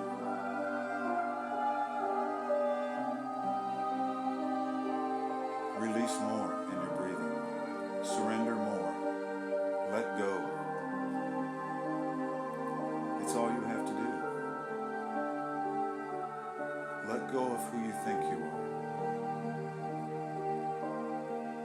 And be who you know you are.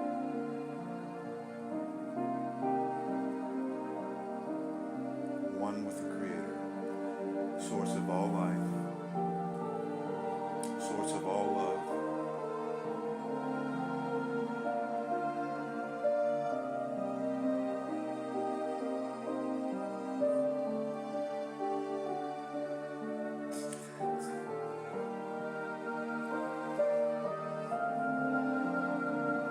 Feel His warmth. Feel Him lifting you up.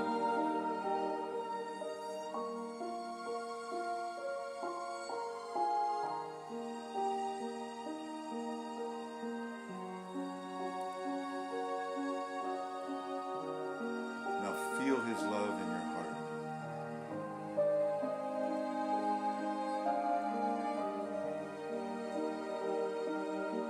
Feel His love in your heart. Let it fill up. Let it flow through you. Every particle, every atom that you are is floating in this ocean of love.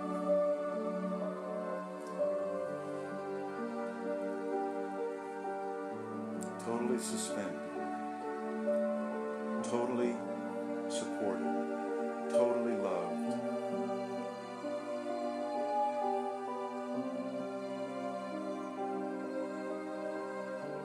Wholeness making you whole.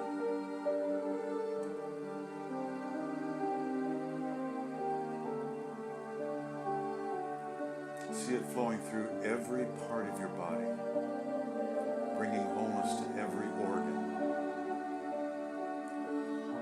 Every heartbeat is pumping it through your whole system.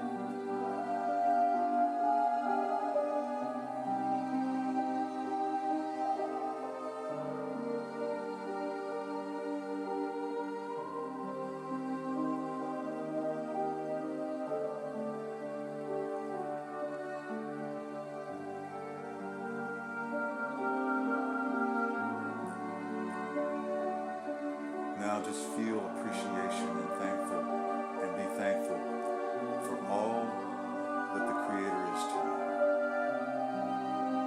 Feel the appreciation in your heart.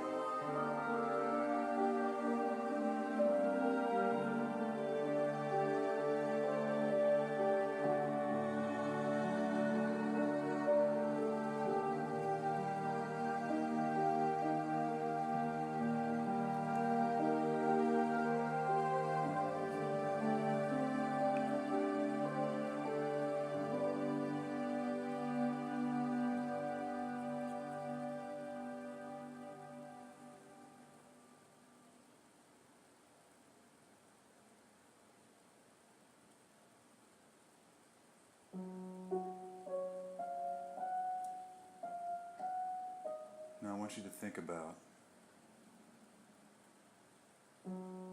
where you are right now and where you've been. See, you've come home.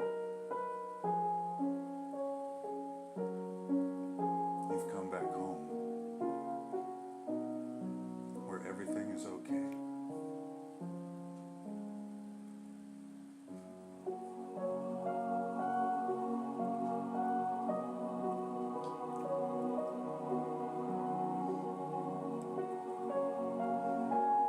Everything is safe. Everything is love and kindness, mercy and forgiveness.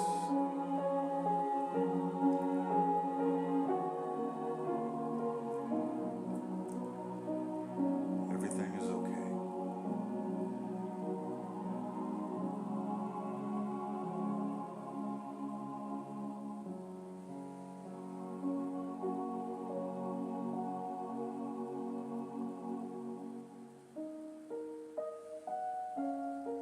It's all really simple. There's only one real force in your life.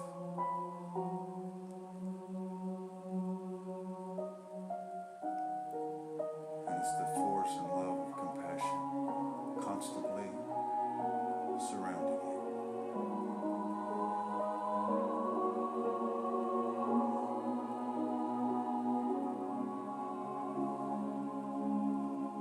Now feel the joy of that. Feel the joy.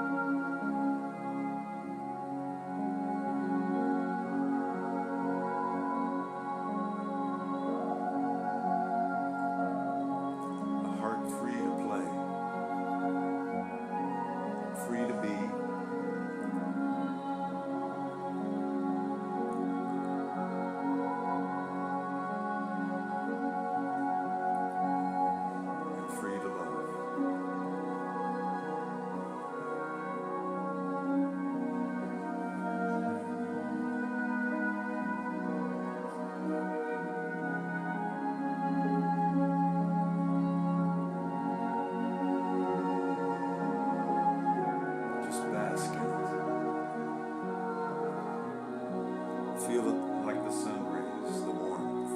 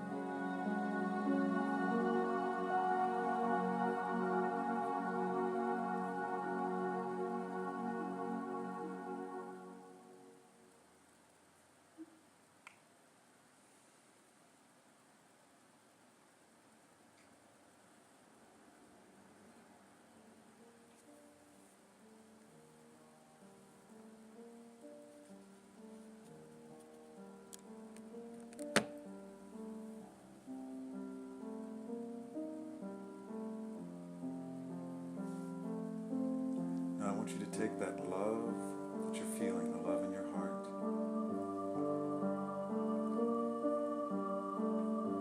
and I want you to project it out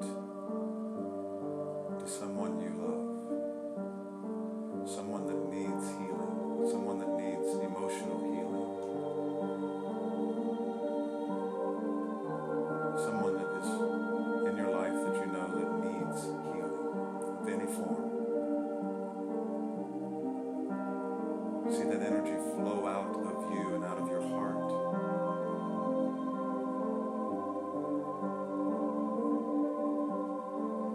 And just encompassing them, totally surrounding them and penetrating everything that they are.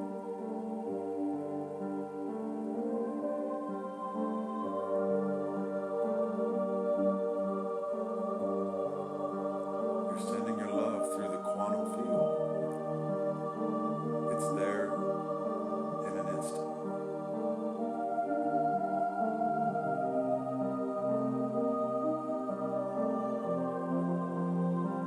Send that feeling that everything is okay.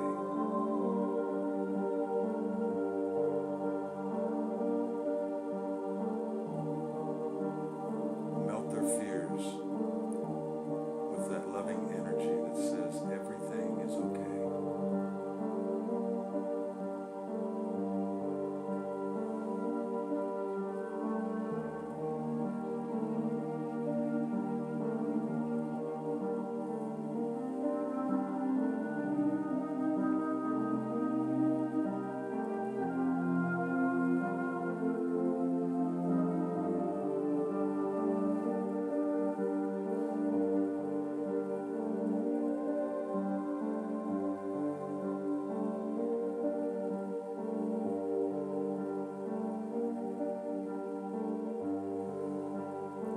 And thank you, Creator, that you're flowing through me and transforming this person.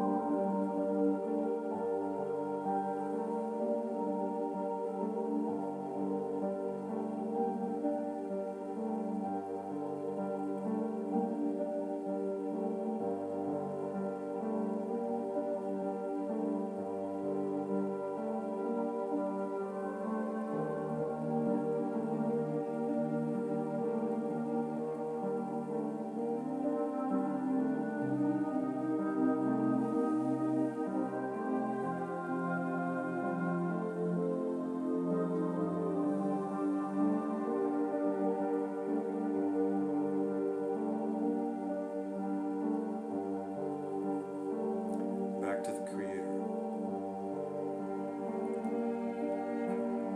Appreciation. Show appreciation. Be thankful.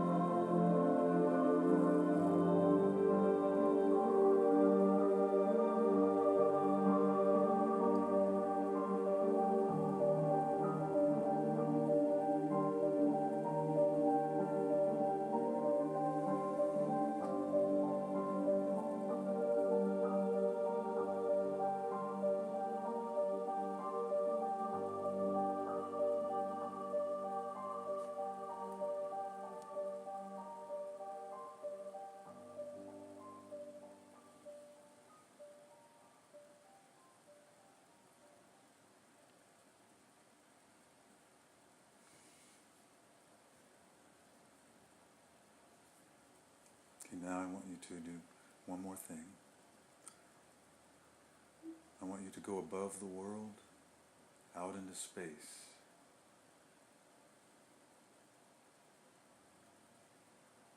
Picture the whole world. You're above the whole world.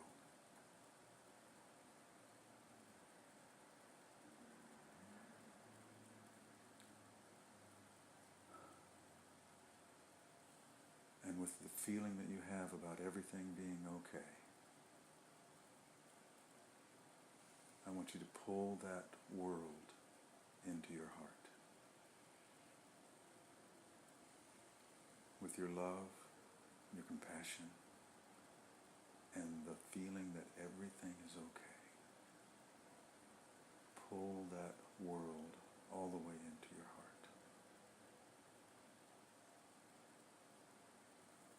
And feel the release of your love for every creature, every person,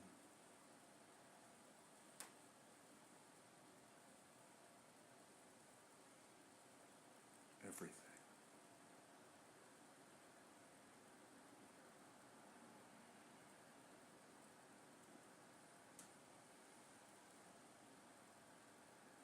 Everything is okay.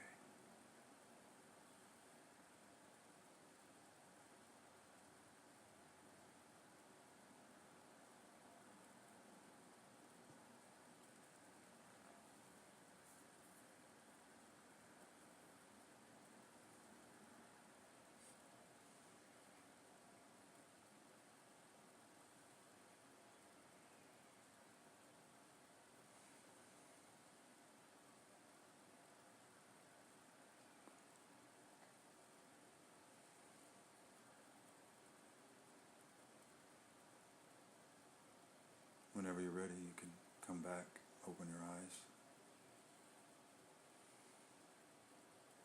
No rush.